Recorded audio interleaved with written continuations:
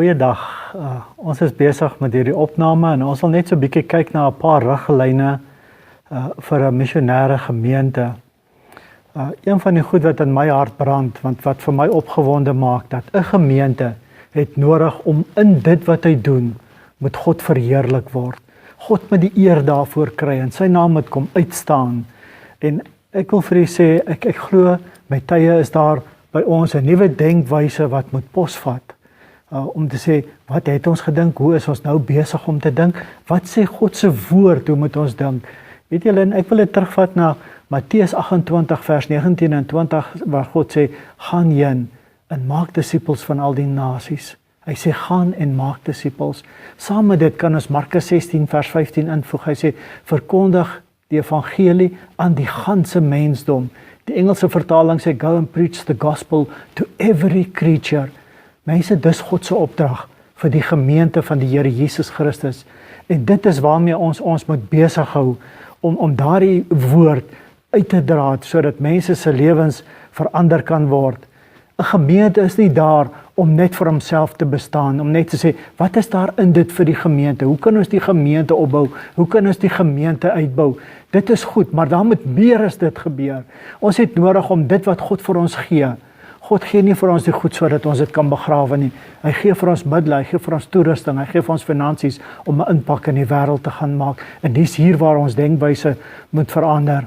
God het die gemeente roep. God roep elke gemeente om 'n impak en 'n verskil in die wêreld te maak. En ek dink die tyd waarin ons nou leef, is 'n tyd waar ons dit elke dag meer en meer besef, dat die kerk het nodig om nie 'n stemmetjie te wees, wat maar net 'n voorstel maak, en die kerk het nodig om standpunt in te neem, en 'n verskil te maak, met opgewondenheid op te staan. Broers, hierdie begin by die leraar van die gemeente.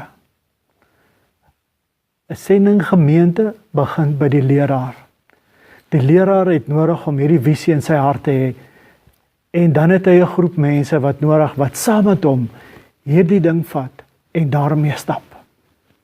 Dis nie 'n sekere klompie mense wat hierdie passie het en die leraar kyk maar net so op 'n afstand. Hy moet deel wees daarvan.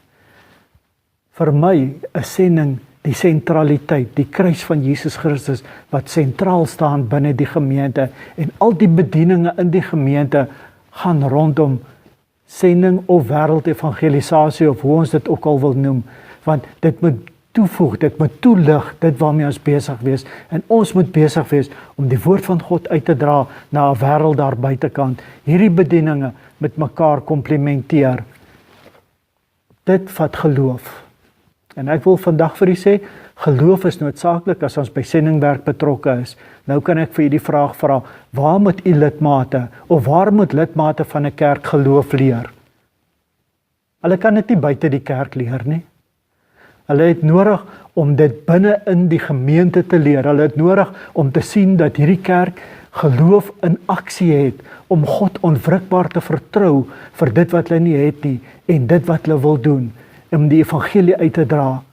Mense, ons kerk het nodig om op te staan en sê, Here, gee vir ons die geloof wat ons nodig het om die werk waarvoor u ons geroep het, dit te doen, en dit met opgewondenheid te doen.